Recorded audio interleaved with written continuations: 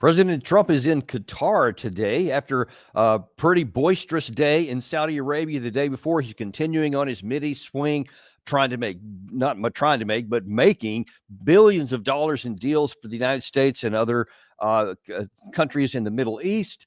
And then there's some questions about what exactly is the alternative or the objective of this for the United States? And then what does this say about America's relationship with Israel? Is it kind of getting pushed to the side a little bit? Is it like, hey, I really like you guys, but boy, here's my new friends over here. We'll see how this works out with a famously transactional president. There's some good things and then some, okay, there's some big challenges ahead too. We're going to unpack all that with our panel that we have of Larry the Shirt Johnson, former CIA analyst, always a fan favorite on the show, and of course, our own Gary Villapiano. So first of all, Larry, I just want to ask, your thought right up front on Trump's going to the Middle East and not talking to Israel. I'm going to talk specifically about Israel later, but just the fact that they're not on the menu, what does that tell you? Well, there are, a number of signs that Trump has been distancing himself, at least from Bibi Netanyahu and his plans. And despite Netanyahu's, repeated vow that they're going to restart this offensive in Gaza, they've held off while Trump is in Saudi Arabia, Qatar, and then next stop, Dubai, the United Arab Emirate. So, I think you nailed it with the transactional nature of Trump as opposed to a strategic vision, because he keeps making decisions that are, inherently contradicting of themselves. On the one hand, he laces into Iran for its support of terrorism. And then, who does he meet with? Al-Golani, now Al-Shara, who has, for the last 7 years, been listed as one of the top 10 terrorist groups, international terrorist groups. And we had a big bounty on his head, if I'm not mistaken. Yeah, $10 million. $10 million. And Trump comes out calling him, oh, yeah, he's a good, nice-looking young guy, good to meet him. I'm waiting, there are people out there, perhaps some of you are watching now, that can create the meme, go through history, and have, like, Trump meeting with Genghis Khan, Trump meeting with Pol Pot, Trump meeting with Adolf Hitler. It always has something positive to say about him. That Pol Pot, chubby little guy, but man, is he jolly. And here he is dealing with Al-Golani. I lack the words to describe it. It's shocking that he wants to pretend. Golani's group, within the last 4 or 5 weeks, have been killing, decapitating Alawite and Christian minorities in Syria. And Trump's shaking hands with this guy like, hey, he's a decent guy. So it is, the rest of the Middle East watches Trump and realize there's no moral center here. This guy is all about, hey, if it benefits us, or me for the moment, we'll go with it. Well, let's take a look at one thing here, because this is complicated, because I think that the previous administration and many on the left have long gone too far, sort of, in a direction that says, no, because this guy's done something we like, we're not going to talk to him, we're not going to do business with him, etc. And the other half of that coin that says, hey, people around the world, especially leaders, are what they are. We have to deal with what we have. And at what point do you have, and Gary, I want your thoughts on this too. Yeah, I agree, Dan. You're not going to change these Tigers' stripes. And I think Trump realizes that. So he's given up on trying to get them to ditch their stripes. He knows, like you just said, what he's dealing with. He's just making the best out of what he can do. He's making the lemonade out of lemons. But then how far do you go on that? Because then the alternative is that, like Larry, you were kind of saying there, you can be condoning this stuff, and by saying, hey, there's no consequence to this, and if you want to murder people, I guess that's cool as long as we have a good deal. There needs to be some kind of balance here. How do you see it? Well, that's one hell of a tightrope walk. We've got to define first and foremost what is in our national interest. What is it that we're trying to achieve? And so with respect to Jelani, I'm not saying you should never, ever talk to Jelani, but before you talk, you spell out what the ground rules are. We're not going to deal with you as long as your people are out attacking and killing the Christians and the Alawites. That has got to stop. And you're going to have to take concrete actions, including allowing international observers in to inspect and ensure the safety of those people. You do that, yeah, then we can talk. But we're not going to go in and surrender all of our values just to cut a deal, just because, hey, you know, Trump, if you come in here, I'm going to let you build a Trump Tower in Damascus. You know, that doesn't serve our national interest.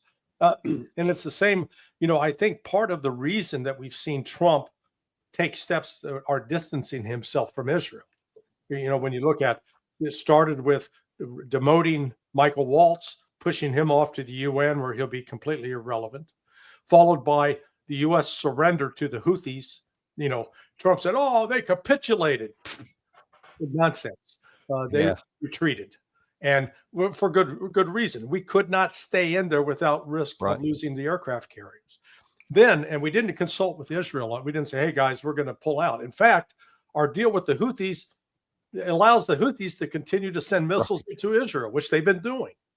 And then, after Trump said, well, we're never going to negotiate with Hamas, those murderers, those killers, hey, we just negotiated with them and got the release of the last American Israeli hostage. And we didn't talk to Israel about it in advance. So one thing after another, and I think a lot of this was predicated upon laying the groundwork to go to Saudi Arabia. And the Saudis said, hey, man, yeah, we'll put $1 trillion into America. We'll help boost your economic coffers, make you look good. But we want you to do something about stopping the Israelis from killing all these Palestinians. We want you to do something to make sure humanitarian aid gets in. And, I think there is that kind of quid pro quo behind the scenes that we haven't seen. The same's going to come out of Qatar and the same out of the United Arab Emirates. Because at the same time, Trump was trying to pretend that there's still this tension between Saudi Arabia and Iran. Just the opposite. Over the course of the last 12 months, the relationship between Saudi Arabia and Iran, they went from being spouses in divorce court to now they're back out wanting to pick out furniture together. Okay. Right. Yeah. That's, I want to stick on something you said just a second ago first, Gary. Let's go a little bit out of order since we're kind of here right now. I'm going to play a clip here of Trump talking about the Syrian situation here and possibly validating what you just said about Saudi Arabia having some behind the scenes. I mean, obviously, you're not going to give anybody any money unless you get something in return. Notice how many cheers you get in the auditorium when Trump mentions Syria. The birth of a modern Middle East has been brought by the people of the region themselves, the people that are right here, the people that have lived here all Gary, their not lives, that one, developing not that your one. own. That's the one that's kind of on the nation builders. I'm talking about the one on Syria. Oh, sorry. Which one did you want to? The one on Syria, where he's talking about the with the support of leaders in this room, and they're great leaders you are.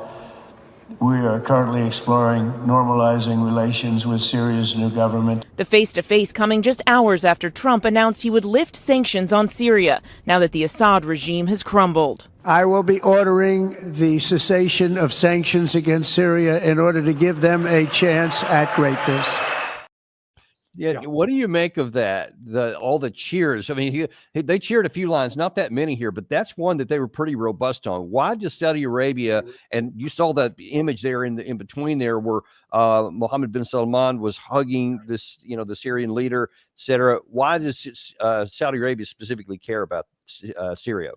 Well, they've, for a while, this goes back to when there was tensions between Saudi Arabia and Iran.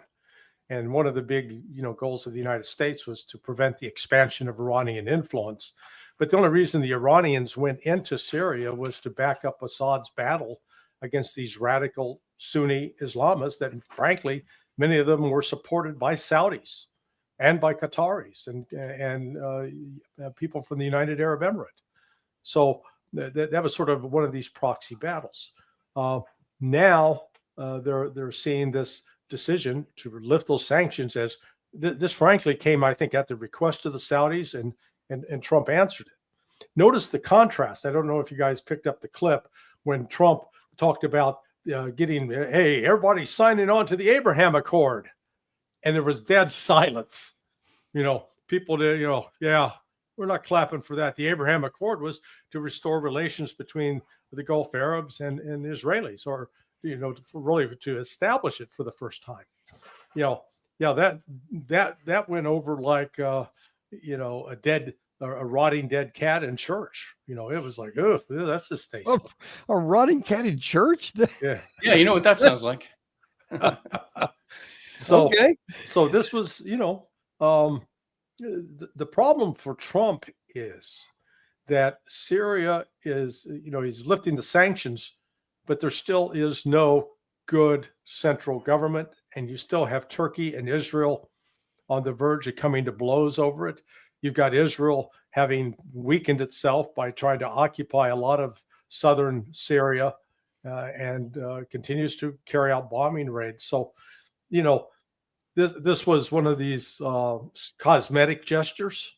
Looks good on paper, but we got to wait and see how it actually plays out in practice. Yeah, and Gary, let's look at the other part of that coin from the U.S. side. We so many years in the past heaped lots of scorn on, especially Obama, but also some on Biden, that you're funding all of these terrorist groups in Syria, and some of them were associated with Golani now.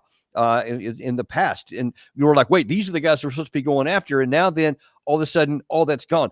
What kind of, I don't know if blowback is the right word, but reaction do you see in the U.S. side to now all of a sudden embracing Golani? I'm not sure, Danny, if they even think through it that clearly to get to a point where I don't even think they're conflicted. I don't think they have the thoughts deep enough to process, to reconcile any of the hypocrisy that's going on. I think they blow right past it. Next.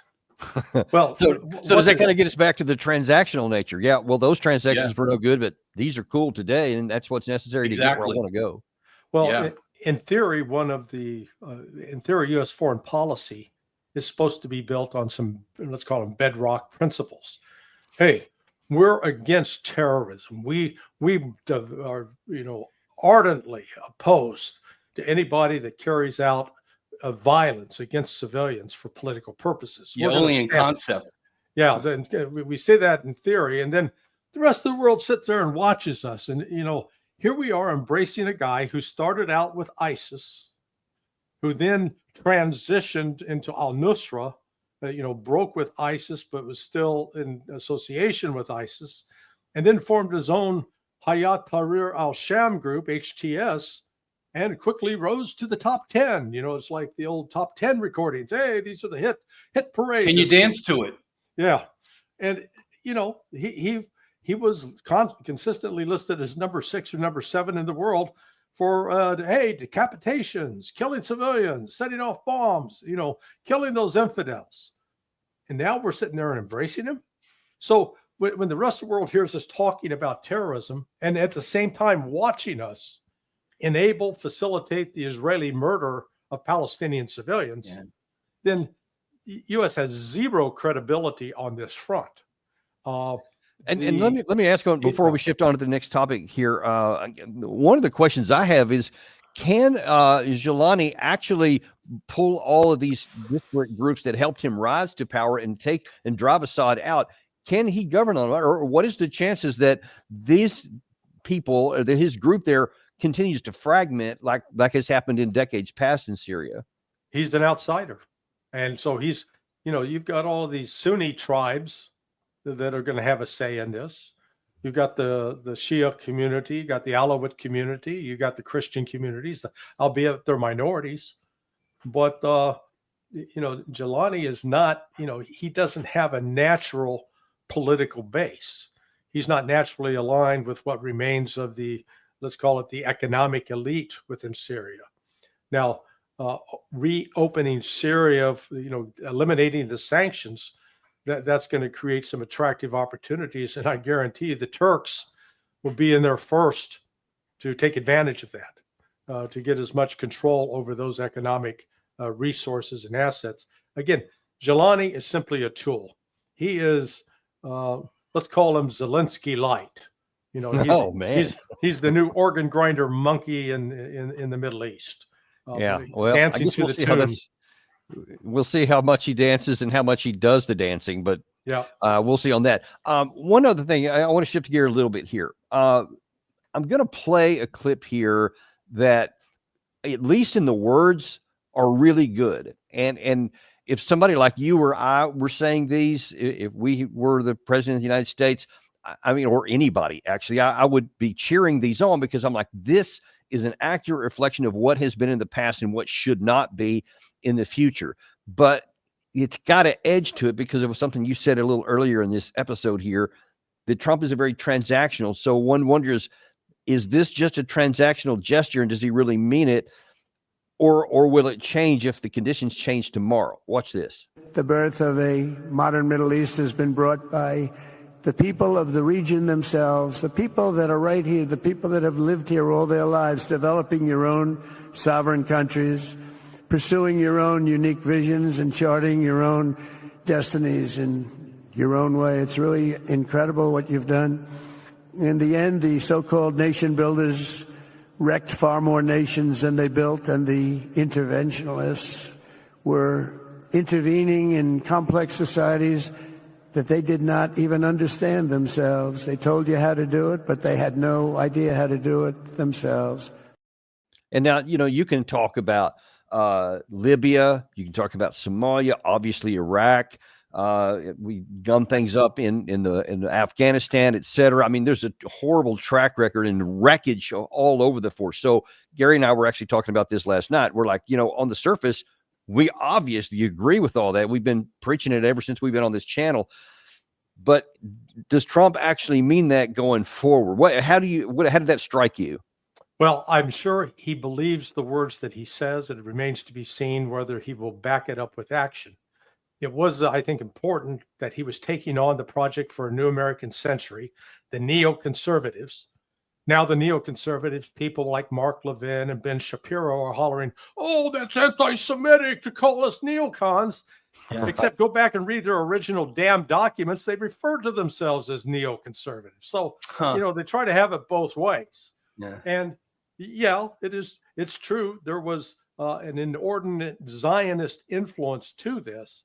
And as General Wesley Clark, retired, has testified on at least several occasions that he saw the plans that were laid out with people like David Wormser and Paul Wolfowitz. I mean, I knew Paul.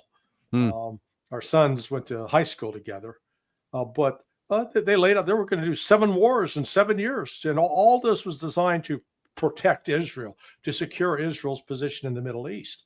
And instead of doing that, what they've done is they've basically sown the seeds for Israel's self-destruction, because the destruction that's taking place in Israel is the consequence of its own brutal actions. It has completely eroded its moral authority in the world. I mean, it's just think of the absurdity of the statement of this parade of Israeli officials that claim this attack on October 7th was the worst since the Holocaust. And go, okay, wait. In the Holocaust, you're saying 6 million Jews were incinerated. And yet you lose 1,255, and you're saying this is worse than the Holocaust? I don't even think you understand what the Holocaust was compared to this. And I mean, it's those kinds of outrageous, outlandish statements that end up discrediting them. Yeah. Yeah, it was actually, we had Katie Halper on the show yesterday who said that there were a number of actual Holocaust survivors who were saying, don't dare compare what we suffered to this situation here, which in large measure the Israeli people are actually doing to some of the Gaza people. I'm going to get to that in a second. How can you listen to Katie? She's just a self-hating Jew. No, yeah. I fully agree. I mean, of course, like we always do, we say, all right, here's the words, here's the reality, who's telling the truth. And they keep accusing these people, Dave Smith, Jewish. He gets accused of being anti-Semitic by this non-Jew, this English dude, Same with Max Blumenthal. Same with Oh, yeah, Jeffrey Sachs. Douglas Murray. And Douglas Murray, what a clown he is. But so what you've got is a number of principled Jews speaking out. And when they speak out, they get accused of being anti-Semitic. I mean, this is how absurd and ridiculous this whole thing has become. Yeah, it's quite incredible how people can't make the distinction of what they're saying, and as it's not even subtle. It's pretty blatant what they're saying, but the subtleties are important in the blatancy. You know what I mean? Is that they can't understand that the person can actually hold those two ideas together, being who they are, and then saying very, forthrightly what they believe. It's incredible that they can't, accept that a Jew can actually think like that. Well, they don't want to accept it. I think it's pretty clear. Right. They love to use this as a baseball bat, a verbal baseball bat, to destroy anybody's chance to actually speak. Because the last thing they want is to actually look at the evidence. They don't want to look at the facts here, because then it's two competing arguments and people have to choose which one is right. They don't want this argument to be heard. They want them to be equated with, almost like Nazis, because you're not for the Jews, so you must be evil. So don't listen to what they say, because we have the right. Whatever. I'm sorry. I don't want to get all down that path again. I've already got fired up about that. All right. Getting back to where we are here. I don't want to lose the time. So we just showed that comment about Trump talking about no more neocon stuff, no more nation building and all this kind of stuff. The first, really the temptation to go back on that could be with Iran. I want to make a deal with Iran. I want to do something if it's possible. But for that to happen, it must stop sponsoring terror, halt its bloody proxy wars, and permanently and verifiably cease its pursuit of nuclear weapons. They cannot have a nuclear weapon. That's a red line. Yeah, so he's repeated all of that. And of course, that's what he's been saying for quite a while now. But he listed out a number of fundamentals there, which it's nearly impossible to get the Iranians to agree to all of those for sure. This is what I've been saying, you may ask for those, and those are mammoth asks, but if you don't have mammoth gives, then obviously they're not going to agree to it. There's the issue with trust, because it was Trump himself who abrogated the last time there was an agreement, et cetera. But the question is going to be, what will he do if those conditions are not met? Because what he had said earlier, a couple of months ago, was they either do what I say or bombs will be falling. We're in the last moments, folks, before something big is going to happen. And then all of a sudden there was a big change, and he said, now let's go towards diplomacy. And he sent Witkoff over there several times. I think he's just been again in another last day or so. So question for you right now is, do you see a change in Trump, transactional or otherwise, that's like, okay, I don't want to go to war with Iran, because all of these business deals he's in the middle of inking right now can all be put on their head if there's a war that breaks out in Iran. How do you see it? Yeah, I think Trump is setting up a straw man dealing with red herrings in order to be able to actually declare victory, just as he did with the Houthis. We won, we're pulling out. So specifically with respect to, we're going to stop them from building a nuclear weapon. Well, yeah, he's achieved that already, because they're not building one, and they're going to agree. Yeah, we'll limit our enrichment to peaceful purposes. We're not going to give that up, but we want 3.6%. We'll do that, and you can have international inspectors come in. You can be there and monitor it wide open. The fact that I think Trump is seriously entertaining this was underscored by this news release that came out in the last 3 days about, we've discovered this secret nuclear facility in Iran. Nobody's known about it, but now we got it. And where did it come from? Oh, it came from this Iranian opposition group, paid for by the CIA, my former employer. And they put it out there specifically to try to derail where Trump is heading. Now, the fact of the matter is that's a complete nonsensical item that the intelligence community has known about it. And and I know this from my previous time when I held top secret special access program security clearances, that Iran's critical nuclear industries are not above ground. They're in what are called hardened, deeply buried targets. So, and they are virtually impossible for us to get to. Even with these big bunker busters we have right now? Yeah. The bunker, do the bunker buster, you got to fly an aircraft over Iranian territory. It's going to get shot down. the Iranian air defense will bring those, particularly the B-52s. I mean, those those things are not invisible. That's like having, some prehistoric dinosaur flying over your territory. Well, there's been some reports out here in just the last few days, relatedly, that one of the other reasons why Trump shut down the whole the Houthi thing in the Red Sea was because, well, not only did we lose the I think the 22 Predator drones and the now 3 F-18s that have either fallen off or been shot down by us, but now then also they have revealed that an F-35 and other I think F-16s almost got shot down by the Houthis as well. And if that's the Houthis, what would happen if it was Iranians? Yeah, the Iranians have a far more sophisticated air defense array, supplemented by the Russians with at least the S-400, and if not up to the S-500.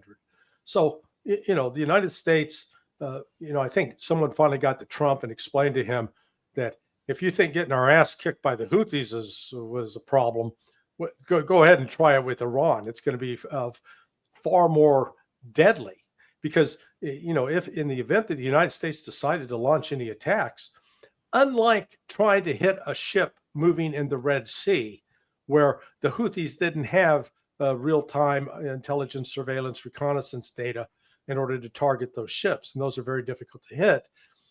Iran absolutely has specific coordinates for, like in Qatar, in Doha, just outside of Doha, Al-Udeid Air Force Base. I've been there. You've got conventional U.S. military and special operations. The spec ops force have their own compound on the place. Those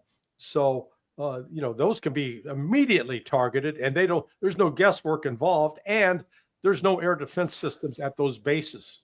And there are other bases that are up in Iraq, that are in Syria, that are around the region. So the United States can immediately be targeted, and any U.S. ship that gets close to Iran, to its coast, is going to be faced with a hypersonic missile threat that the ships can't defend against. So, this has military disaster written all over it. So it is in Trump's interest to get this deal cut. Now, the claim, Iran, man, that's massive sponsor of terrorism. Nonsense. Simply not true. Not my word. Go look at the U.S. State Department's annual report, country reports on terrorism. Go back over the last 10 years. Iran, the groups that are listed as the top 10 most active groups are not groups sponsored by Iran. Only in 1 year do you get 3 groups, Hamas, Hezbollah, and the Houthis listed. And that was in 2023 because of the attack that took place on October 7th. Other than that, in the preceding years, all of the groups that are cited are not backed by Iran. In fact, Iran was the one fighting ISIS, which we identified as one of the top 10 terrorist groups for attacks. They were fighting terrorists, not encouraging terrorists. So, Iran's they're in a stronger negotiating position today than they were in 2015. That's what a lot of people don't understand.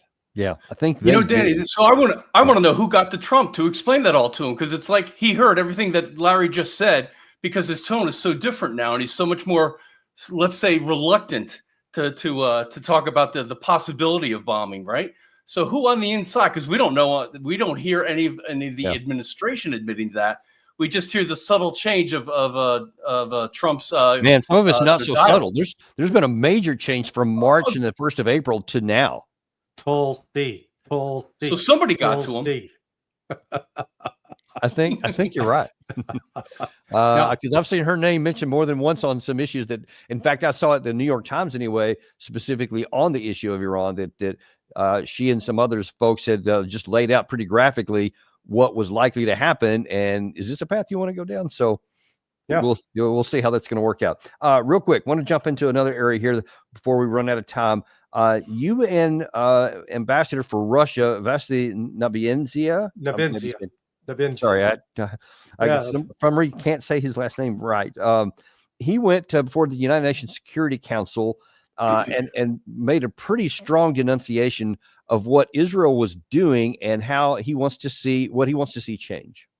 Guarantees of unimpeded and sustainable access to humanitarian aid, while not a universal solution, are an absolutely necessary condition for alleviating the suffering of Gaza's civilian population. This is, above all, a matter of basic humanity.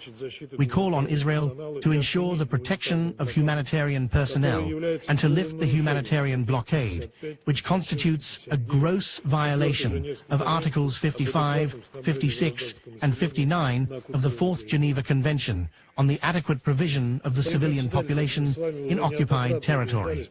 Mr. Chairman, as we have already repeatedly seen, establishing full-fledged humanitarian access and ensuring the safety of humanitarian workers is an unachievable task. In this context, we would once again like to call on the parties to immediately and unconditionally cease fire and to resume the second phase of negotiations, which provides for the release of forcibly held persons and the withdrawal of Israeli units from Gaza. So that's at the UNSC. And look, I know anytime a Russian says something, there's a whole category of people in the United States that automatically say, well, whatever it is, it was untrue, it was propaganda, whatever. But the stuff that he's talking about there is just plain black and white, an observation, right, not even a commentary about politics or anything else, that the Israeli side is point blank violating the Geneva Conventions in large measure because they are of their own accord, by the way. This is what the Israelis are saying, not me putting anybody's words in anybody's mouth. They're saying that they are withholding all this food aid, and they have been since early March, to put pressure on Hamas to give the hostage or whatever they want to fill in the blank. Doesn't matter, because that is illegal and immoral and unethical, that you're literally starving an entire population. And Russia's saying, look, just go back to your previous deal and let's get a ceasefire in place that can end this killing. But the Israeli side doesn't seem moved by this. What's behind all this? Well, part of the reason that you get people like Nebenzia speaking out like this, and again, his colleague, Ambassador Polyansky, was over his right shoulder, you could see, and he's been on your show. And I had the pleasure of meeting both of them when I testified before the UN Security Council a year ago. Russia has a direct interest in Israel because of the number. There are about 2 million, 1.5 million citizens of Israel that are also citizens of Russia. So Russia does have a sort of a direct interest there. There are also Russian citizens inside Gaza that are being basically held by the Israelis. So Russia's seizing, if you will, the moral high ground of this. But there are also within Israel, we've seen over the course of the last couple of weeks, senior military officers expressing great concern that they are starving these people to death, and they recognize that they are behaving just like Hitler's SS did during World War II. And instead of the Nazis doing it to the Jews, here you have the Jews doing it to the Palestinians, the same thing. And yeah, we covered this a little bit on a show yesterday. Gary found this just haunting picture of a Palestinian mother holding an emaciated, I think she was 6 years old, but I mean, you couldn't tell how old she was because she was so emaciated, had that hollow look in her eyes, which you've seen I mean, frankly, from the Holocaust itself. I mean, you saw a lot of the Jewish kids that were like this. So it's really bad. And it's really created some deep divisions within Israel right now. It is a subject of debate. There's a growing, let's call it, plurality that are disgusted by it and believe that Israel must negotiate with Hamas, that they must come to another ceasefire, that the humanitarian aid has to be allowed in. But these radical settlers are the ones that are blocking it so far. That's why I think going back to what Trump has been saying, that I think he's legitimate in wanting to bring an end to this. Because when you've got people like Ben Shapiro and Mark Levin in the United States, who are basically of the same mentality as those settlers, screaming in protest about what Trump's doing, that tells you that there's actually some progress afoot if they're upset.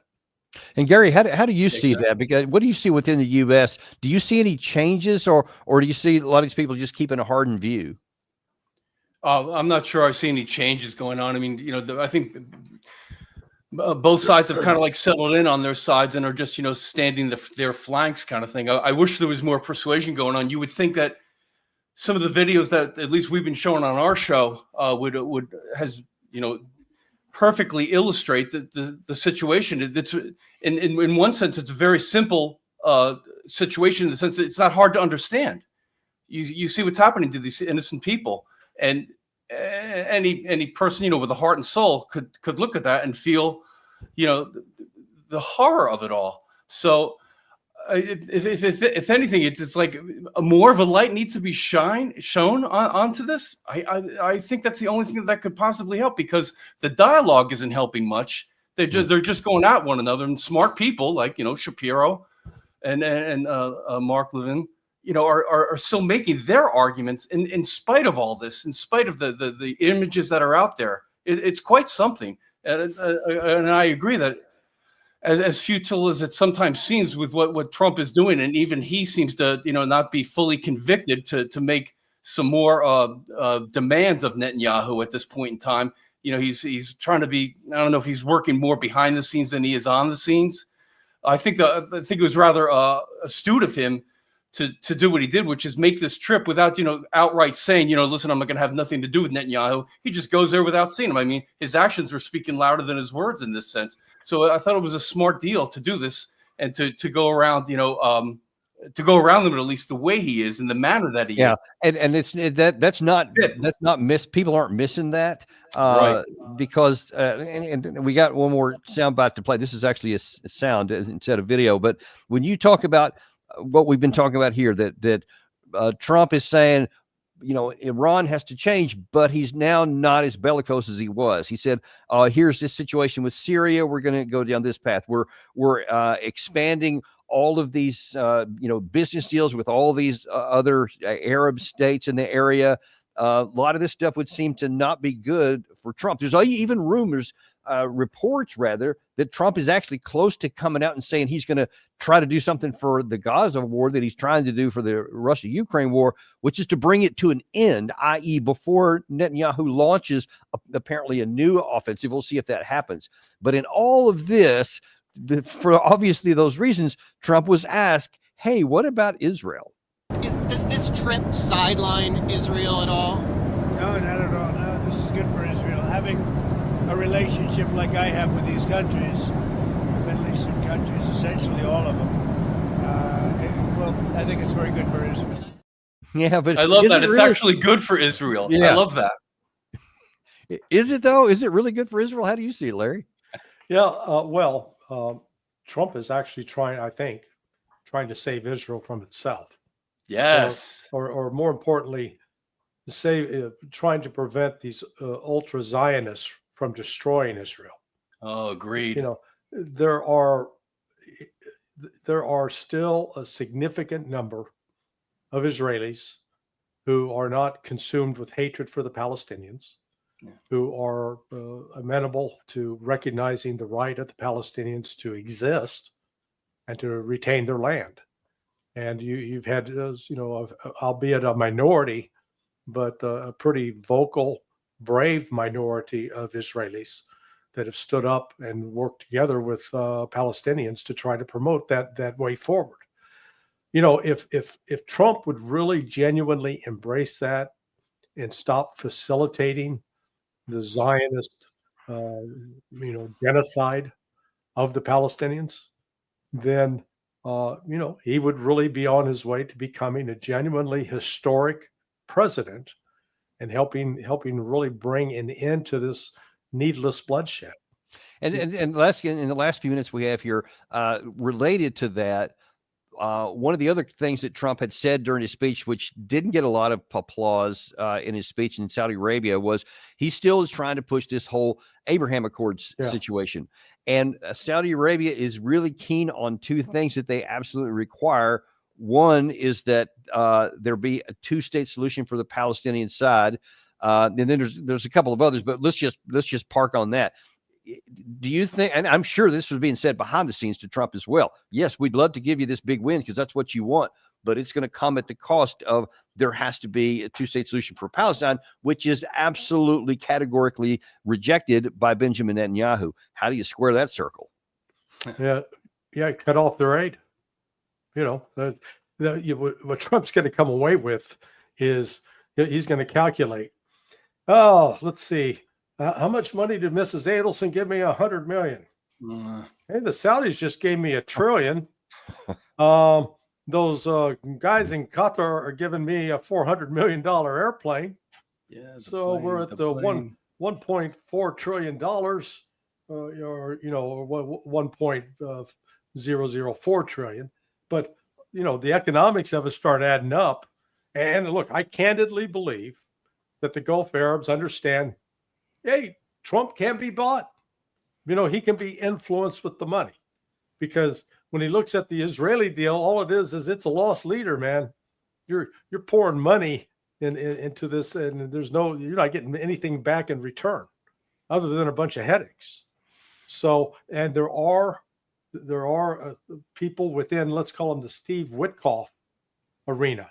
Now, Witkoff is Jewish. Witkoff is allegedly Zionist, and yet here you have Mark Levin and Ben Shapiro attacking him as an anti-Semite. Think about that. How I have some experience with that, as a matter of fact. How ridiculous this is.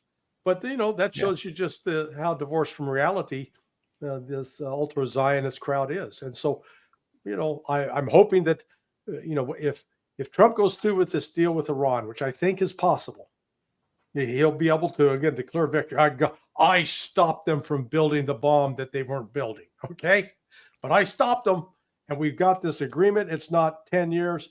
It's in permanent, and we've got the inspectors in place, and we got U.S. inspectors too. We don't have to rely upon the word of just some international group. He's going to be able to take a victory lap. Yeah. Yeah, and I'd be That's okay with me. Yeah. Whatever doesn't get us into war right now. I mean, if transaction stuff works for our interest, then transact it. I'm all right with that. Yeah. So, and then of course, then that gives him the leverage to go push more on Israel to say, all right, yeah, this whole thing in Gaza, end of mission. Time to shut that deal down and end the killing there. So we're going to hope that that works out. But listen, I really appreciate you coming on today and giving these insights, especially with all your rich experience in the region. We always really value it. Well, thanks for having me. I hope I haven't created any consternation out there. What we bring you on for, Larry? Right. That's kind of why. Yeah. Consternation Central. That's it. That's it. All righty. Well, thank you very much for coming on. Thank you guys. Also, be sure and like and subscribe if you haven't done that yet. And if you have subscribed, like it, like the video specifically. Honestly, that helps more than you may think. We're going to be back in about an hour. We're going to have Andrei Martyanov on, another one of our faves, who's got some great insights into what in the world is going on in Istanbul, not from the Middle East, but from a possible meeting of Trump, of Zelensky and Putin. I doubt there's a lot of chance for that, but that's what people are talking about. And we're going to put it all in context and figure out what it really means with Andrei Martyanov at 2 p.m. today. See you then on Daniel Davis Deep Dive.